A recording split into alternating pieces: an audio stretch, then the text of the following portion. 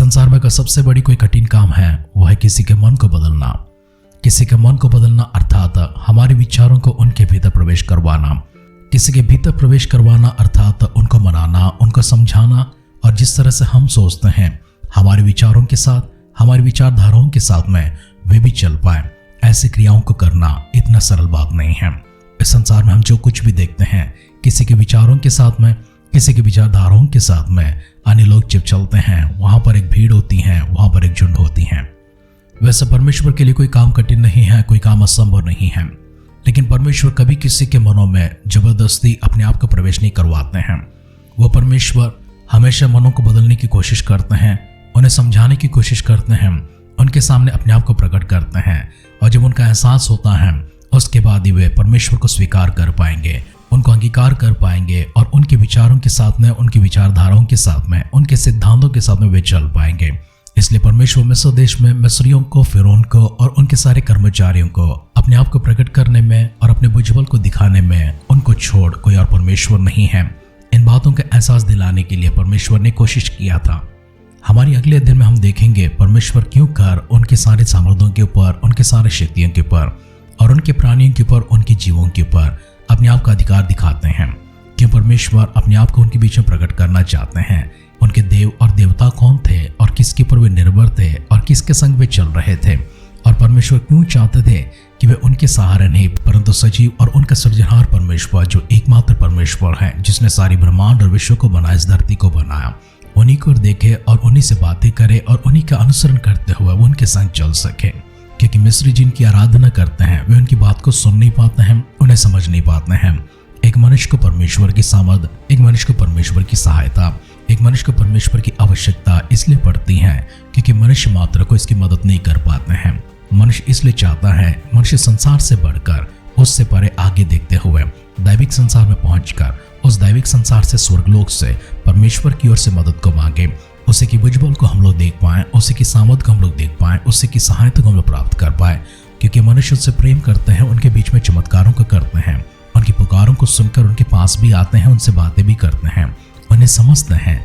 इस संसार में मनुष्यों से बढ़कर, इस संसार में अपनों से बढ़कर, इस संसार में अपने सारे करीबियों से बढ़कर, हमें जन्म देने वालों से बढ़कर, हमारे जीवन साथी से बढ़कर, हमारे संग रहने वालों से बढ़कर, भाइयों से बढ़कर, बहनों से बढ़कर, माता पिताओं से बढ़कर, सभी से बढ़कर, हमारे बच्चों से बढ़कर, रिश्तेदारों से बढ़कर अगर कोई मनुष्य को समझ पाते हैं, हमें समझ पाते हैं, वह है सिर्फ परमेश्वर। इसलिए परमेश्वर की आवश्यकता पड़ती है। यदि मैं चाहता हूं कि परमेश्वर मुझसे बातें करे और मैं किसी जीव को, किसी प्राण को अपना देवी मानने लगूं, अपना देवता मानने लगूं, अपना देव मानने लगूं, तो मेरी बातें क्यों कर उसकी समझ तक पहुंच पाएगी? क्योंकि तो वो एक जीव है, एक प्राणी है, और मनुष्य तो नहीं है। वरन मैं तो मनुष्य हूँ और मनुष्य की बातें दूसरा मनुष्य समझ सकता है, और मनुष्य को अपने स्वरूप में, समानता में बनाने वाला वो सृजनहार परमेश्वर को छोड़ इस मनुष्य को और कौन बेहतर रूप से जान सकता है। इसलिए परमेश्वर चाहते हैं मिस्रियों के बीच में अपने आप को प्रकट करें और मिस्रियों को, मिस्र के सारे कर्मचारियों को और फिरौन को भी अपनी ओर आकर्षित करें, क्योंकि परमेश्वर उनसे प्रेम करते हैं। हमारे ध्यान को आगे बढ़ाने से पहले, परमेश्वर की योजनाओं को जानने से पहले, उद्देश्यों को जानने से पहले, मिस्र की गुलामी में से, दासत्व में से बाहर निकालते हुए किस तरह परमेश्वर इस्राएलियों को प्रतिज्ञा की भूमि पर लेकर चलते हैं, हमारे इस अध्ययन की उस भाग तक हम पहुंचने से पहले आइए मिलकर फिर से एक बार दुआ करते हैं।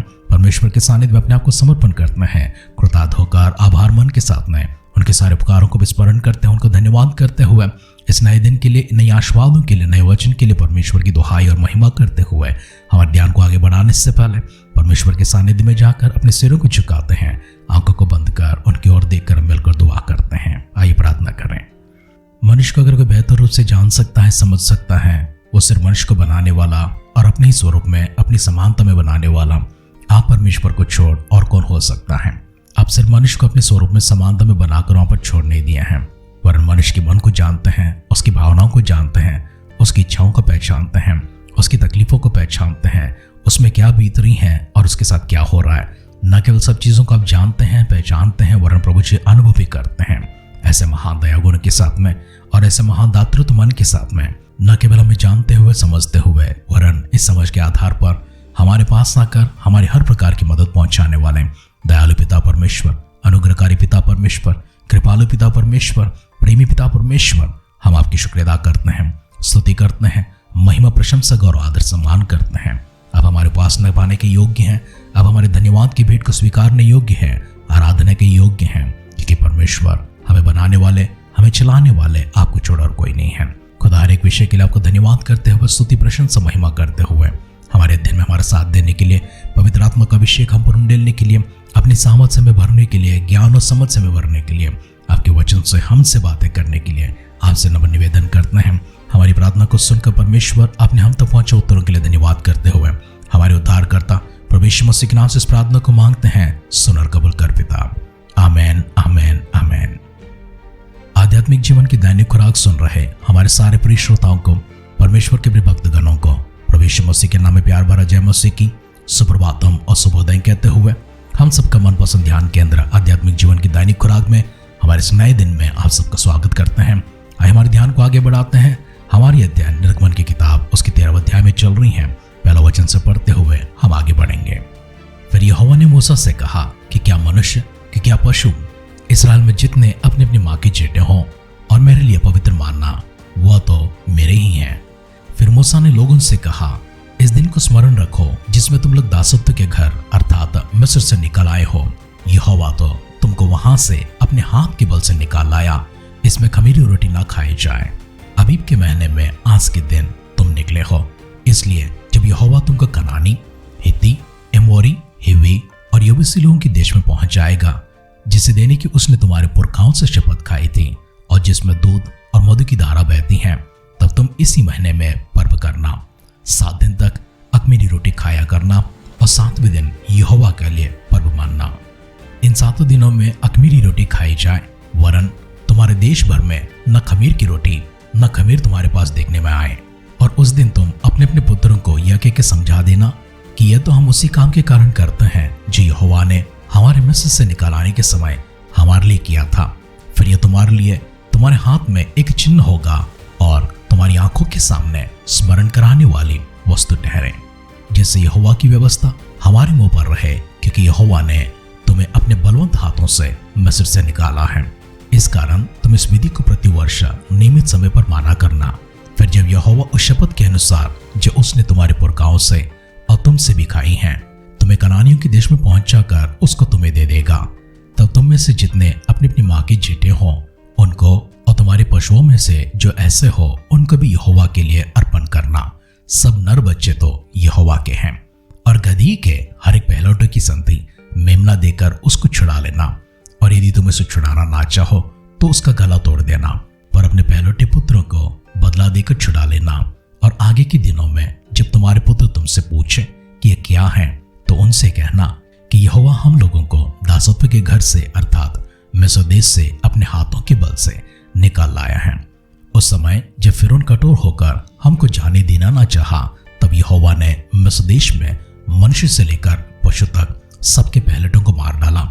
इसी कारण पशुओं में से जितने अपनी अपनी माँ के पहलौठे नर हैं, उन्हें हम यहोवा के लिए बलि करते हैं, पर अपने सब जेठे पुत्रों को हम बदला देकर छुड़ा लेते हैं। और यह तुम्हारे हाथों पर एक चिन्ह सा और तुम्हारे बाहों के बीच टीका सा ठहरे, क्योंकि यहोवा हम लोगों को मिस्र से अपने हाथों के बल से निकाल लाया है। जब फिरौन ने लोगों को जाने की आज्ञा दे दी, तब यद्यपि पलिश्तियों के देश में से होकर जो मार्ग जाता है वह छोटा था, तभी परमेश्वर यह सोचकर उनको उस मार्ग से नहीं ले गया कि कहीं ऐसा ना हो कि जब वे लोग लड़ाई देखें तो पछताकर मिस्र को लौट आए। इसलिए परमेश्वर उनको चक्कर खिलाकर लाल समुद्र के जंगल के मार्ग से ले चला और इसराइली पांति बांधे हुए मिस्र से निकल गए। और मूसा यूसुफ की हड्डियों को साथ लेता गया, क्योंकि यूसुफ ने इसराइलियों से यह कह के कि परमेश्वर निश्चय तुम्हारी सुधि लेगा, उनको इस विषय की दृढ़ शपथ खिलाई थी कि उसकी हड्डियों को अपने साथ यहाँ से ले जाएंगे। फिर उन्होंने सुकोत से कूच करके जंगल की चोर पर एताम में डेरा किया। और यहोवा उन्हें दिन के मार्ग दिखाने के लिए मेघ के खंभे में और रात को उजाला देने के लिए आग के खंभे में होकर उनके आगे आगे चला करता था, जिससे वे रात और दिन दोनों में चल सके। उसने ना तो बादल के खंभे को दिन में और ना आग के खंभे को रात में लोगों के आगे से हटाया। अब तक की कहानी को हम इस प्रकार से देखते हैं। निर्गमन की किताब 13वीं अध्याय इनकी यात्रा संपूर्ण हुआ जैसा एक सारांश के रूप में दिखाते हैं, जबकि यात्रा अभी तो आरंभ हुई है। अभी सिर्फ रामसेस से सुकोत तक आए हैं। अभी सुक्कोत से निकलते हुए एताम तक पहुंचते हैं। यात्रा बहुत लंबी बाकी है, हमें लाल समुद्र पार करना है और कई सारी जगहों पे हमें चलते चलते आगे बढ़ना है। लेकिन एक सारांश के रूप में, क्यों सारांश के रूप में यहाँ पर बताया गया? क्योंकि जो विधि इनके सामने ठहराई गई थी उसे किस प्रकार से मनाना है और किस प्रकार से उसे स्मरण करना है। परमेश्वर ने इस्राएलियों को प्रतिवर्ष इस पर्व को मनाने के लिए कहा था। 7 दिनों के लिए वे इस प्रकार से इस कार्य को करेंगे। अखमीरी रोटी खाया करेंगे। उनके जितने भी भोजन वस्तु हैं वैसे बिना खमीर के होना चाहिए। अर्थात परमेश्वर ने यहाँ तक आदेश दिया है, खमीर किसी के घर पर नजर नहीं आना चाहिए। और दूसरी बात, परमेश्वर ने कहा है चाहे मनुष्य में हो, पशुओं में हो, पहलौठा नर मेरा है। क्योंकि इससे पूर्व विधि रात को जब हमने देखा है, मिस्र देश में हाहाकार मच गई थी। और इस हाहाकार का कारण था कि मिस्र देश में चाहे मनुष्य में हो, पशुओं में हो, सबका पहलौठा मर चुका था। और परमेश्वर इन बातों को स्मरण दिलाने के लिए और जिस तरह से इस्राएलियों को बचाए रखे हैं, इस्राएल के घराने में किसी पहलौठा का कोई नुकसान नहीं हुआ था, चाहे मनुष्य में हो या फिर पशुओं में हो। परमेश्वर इसका बदला इस प्रकार से कहते हैं क्योंकि मिस्र देश में सारा पहलौठा खत्म हो चुका था, नाश हो चुका था। मैं चाहता हूं कि इस्राएल का जो पहलौठा है उसका अगर बदला लेना है, उसे अगर सुरक्षित संभालना है, उसे परमेश्वर के हाथों में बचाए रखना है, तो उसके लिए कीमत चुकाना पड़ेगा, एक बदला चुकाना पड़ेगा। और बदला यह है, हर एक व्यक्ति के बदले में एक मेमना को चढ़ाना पड़ेगा, एक बलि चढ़ाना पड़ेगा। वैसे मनुष्य में पहलौठा तो उसकी सेवा के लिए ठहरेंगे, वरन पशु तो उसकी बलि के लिए ठहरेंगे। और बलि करने के लिए परमेश्वर ने मेमनों को ही चुना है। अगर कोई गधी है, उसका बच्चा है, उसको छुड़ाना है तो उसके बदले में एक मेमना को चुकाना पड़ेगा। अगर ऐसा ना हुआ, उसका गर्दन तोड़कर उसे मार डाला जाना चाहिए। क्योंकि उसके बाद में जो जन्मेंगे वे सब रख सकते हैं, लेकिन पहलौठा जिस तरह से परमेश्वर के लिए अर्पण नहीं किया जा सकता, उसे खत्म कर देना चाहिए। इसी विधि को आगे बढ़ाते हुए इस्राएलियों में आज तक का पहलौठा परमेश्वर का है। और परमेश्वर की आज्ञाएं जितने भी मानते हैं, चाहे वो पुराने नियम के हो चाहे वो नए नियम के हो, हर पहलौठा के ऊपर परमेश्वर का अधिकार देते हुए हमारी संपत्ति में हो, हमारी खेत में हो, फसल में हो, हमारी आमदनी में हो या फिर हमारी संतान में ही क्यों ना हो, हर एक संतान परमेश्वर की सेवा के लिए अर्पित है। परमेश्वर ने ये सारे निर्देश मूसा को देते हुए उनको कारण भी बताया है।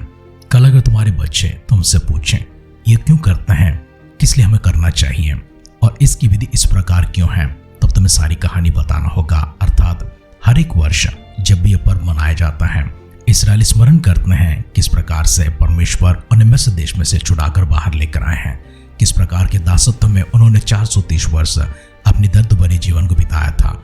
उन सारी बातों को हर वर्ष वे स्मरण करते हैं और आने वाली पीढ़ियों को उनके बारे में बताते रहते हैं। परमेश्वर के भुजबल को, परमेश्वर की बाहुबल को, परमेश्वर की सामर्थ को और परमेश्वर की दयामन को स्मरण करते हुए इस्राएली पर्व मनाते हुए, उसी तरह जिस तरह परमेश्वर ने उनको निर्देश दिया था वैसे ही करते हुए परमेश्वर अपनी प्रजा को अपनी बातें स्मरण दिलाते हैं। हजारों वर्षों के बाद आज भी हम जब इन बातों को स्मरण करते हैं, परमेश्वर ने हमारे जीवन में क्या क्या उपकार किए हैं, उन सबों को स्मरण करेंगे। इस्राएलियों की यात्रा रामसेस से मिस्र देश में शुरू हुई थी, वहां से सुक्कोत में पहुंचते हैं। अभी सुक्कोत से वे 7 दिन की इस सेवकाई के बाद में पर्व मनाने के बाद अपनी यात्रा को आगे बढ़ाते हुए उसी जंगल के मार्ग से होकर लाल समुद्र तक पहुंचने से पहले एताम तक आते हैं। एताम से आगे बढ़ते हुए लाल समुद्र पार करते हुए और घूमते हुए किस तरह सीनाई पर्वत तक पहुंचते हैं। कहानियों को हम एक एक स्तर में आगे देखते जाएंगे, लेकिन आज की कहानी को, आज के वचन को हम इस प्रकार से समाप्त करते हैं। परमेश्वर ने कहा है, इस्राएलियों को दिन का मार्ग दिखाने के लिए मेघ का खंभे का रूप लेते हैं, रात का उजाला देने के लिए आग का खंभा का रूप लेते हैं और उनके आगे आगे चलते चलते जिससे रात और दिन दोनों में इस्राएली चल सके। परमेश्वर न तो बादल के खंभे को दिन में और न तो आग के खंभे को रात में परमेश्वर ने उनसे दूर किया, उनसे हटाया है। परमेश्वर अपने भुजबल के साथ में उन्हीं के सामने चलते चलते उनको सुरक्षा देते हुए आगे पीछे परमेश्वर उन्हें घेरे रखकर आगे सुरक्षित लेकर चलते हैं। यात्रा को आगे देखेंगे, लेकिन आइए इससे पहले परमेश्वर की ऐसी सुरक्षा, ऐसी प्रावधान जो हमारे ऊपर भी रखे हैं, हमारे साथ साथ चलते हैं, मार्ग दिखाते हैं, प्रावधान लेकर आते हैं, सुरक्षा देते हैं, हमसे प्रेम करते हैं, उसी प्रेमी परमेश्वर की स्तुति करते हुए, आराधना करते हुए, प्रार्थना के साथ आज के ध्यान को समाप्त करेंगे। सृष्टि के आरंभ से लेकर अब तक हमने प्रभु जी आपके कार्यों को देखा है। आपकी हर एक क्रिया में, हर एक स्तर पर हर एक मोड़ पर, हर जगह पर, हर पीढ़ी में, हर जाति में परमेश्वर ऐसी कोई दिन नहीं रही है, ऐसी कोई स्थान नहीं रही है, ऐसी कोई प्रजा नहीं रही है जब परमेश्वर अपने संतानों को छोड़ा है, अपने संतानों से अब दूर गए हैं, अपने संतानों से मुखर गए हैं। वरन परमेश्वर संयम दिखाते हुए, धीरज दिखाते हुए, प्रेम और दया के साथ, तरस के साथ अपने भक्तों के पास आते हुए, उनसे बातें करते हुए, उन्हें अपने पंखों के आड़ में संभालते हुए, अपनी दिशा में, अपने मार्ग में चलाते हुए अब तक किस प्रकार से परमेश्वर आपने दिखाया है, चलाए हैं, सिखाए हैं, आगे बढ़ाए हैं, उठाए हैं, सारी बातों को स्मरण किए हैं और आपकी महान प्रेम को भी याद किए हैं। धन्यवाद करते हैं एक और बार परमेश्वर आपकी कृपालु हाथों के लिए, जो न केवल परमेश्वर पिछले इतिहास में अपने इस्राएलियों के साथ में या अन्य प्रजाओं के साथ में दी थी, वरन परमेश्वर वही हाथ हमारे ऊपर भी है, वही साथ हमारे भी साथ है। इन्हीं बातों को स्मरण करते हुए, आदर सम्मान महिमा के साथ में आपकी गौरव करते हुए, सारी बातों को शुक्र अदा करते हुए, भविष्य जो आपके हाथों में है संभाल कर आप ही चलाएंगे। शुक्र अदा के साथ में, गौरव के साथ में, धन्यवाद की भेंट आपके हाथों में लेकर आते हुए हमारी प्रार्थना को समर्पण करते हैं। अगर आपके पुत्र के आगमन में देरी होगी, कल सुबह फिर से एक बार मिलकर स्तुति आराधना करते हुए वचन के अध्ययन में आपके साथ में आगे बढ़ने के लिए, हम सबों को सुरक्षित और तंदुरुस्त संभालने के लिए दुआ करते हैं। अगर ऐसा ना हुआ, आपकी पुत्र के आगमन में स्वर्गलोक में हम सबको शामिल करने के लिए प्रार्थना करते हैं। हमारी दुआओं को सुनकर परमेश्वर आपने हमें दिए उत्तरों के लिए धन्यवाद करते हुए हमारे उद्धारकर्ता प्रभु यीशु मसीह के नाम से इस प्रार्थना को मांगते हैं। सुन और कबूल कर पिता। आमेन, आमेन, आमेन। अपनी बाहें पसारने वाला, अपनी बाहों में लेने वाला, सीने से लगाने वाला, सांत्वना देने वाला, संकटों को मिटाने वाला, आंसुओं को पोंछने वाला, अंत तक संभालने वाला, अंत तक लेकर जाने वाला, उस परमेश्वर का प्यार, उस परमेश्वर की करुणा, उस परमेश्वर की अनुग्रह, दया आप हमेशा प्राप्त करते रहें। हमारी इसी दुआ कामना के साथ आज के ध्यान पर समाप्त करते हैं। आप सुनते रहिए, सुनाते रहिए आध्यात्मिक जीवन की दैनिक खुराक। कल फिर मिलेंगे। अपना ख्याल रखिए, अपनों का ख्याल रखिए, दूसरों का भी ख्याल रखिए। God bless you.